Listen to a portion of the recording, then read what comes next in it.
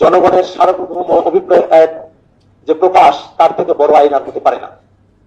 গণ অভ্যুত্থানের থেকে বড় আইন আর হতে পারে না। জীবনে মানুষের সমর্থনে জয়ী হয়ে আসা, গণভোটের ব্যাপারে, রায়ের ব্যাপারে তারা যদি দোদুল্যমান যে পরিস্থিতি এবং বিরুদ্ধচারণের পথ যদি তারা অনুসরণ করতে থাকে, তাহলে বাংলাদেশের জনগণ শুধুমাত্র যে ভোটের মধ্য দিয়েই এদেশের ক্ষমতার পরিবর্তন করে ব্যাপারটা এমন নয়।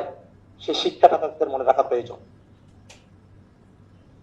বাংলাদেশে আওয়ামী লীগ নিজেদেরকে অনেক শক্তিশালী এবং আসলেই দুর্দান্ত প্রতাপশালী, অনেক ক্ষমতাবান এবং জুলুমবাজ হিসেবে তারা প্রতিষ্ঠা করতে পেরেছিল। সেই আওয়ামী লীগও বাংলাদেশে ভোটের মধ্য দিয়ে তারা ক্ষমতা থেকে চ্যুত হয়েছে, ব্যাপারটা এমন ঘটে নাই। বাংলাদেশের জনগণ রাস্তায় এসেছে, জীবন দিয়েছে এবং আওয়ামী লীগকে বাংলাদেশ থেকে বিতরণ করেছে।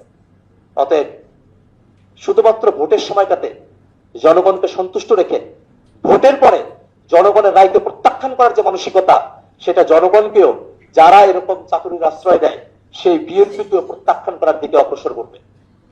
আমরা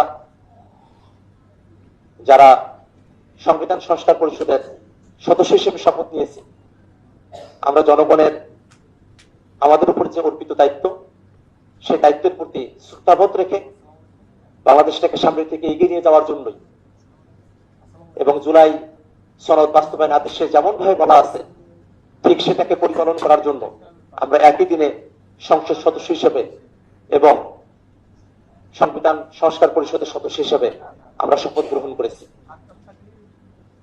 এখানে অনেকগুলো আইনগত বিষয় আমাদের সামনে উপস্থাপন করা হতে পারে, কিন্তু জনগণের সার্বভৌম অভিপ্রায়ের যে প্রকাশ, তার থেকে বড় আইন আর হতে পারে না। গণ অভ্যুত্থানের থেকে বড় আইন আর হতে পারে না। গণভোটের থেকে বড় আইন আর হতে পারে না। গণভোটের মধ্য দিয়ে সার্বভৌম অভিপ্রায়ের প্রকাশের মধ্য দিয়ে বাংলাদেশে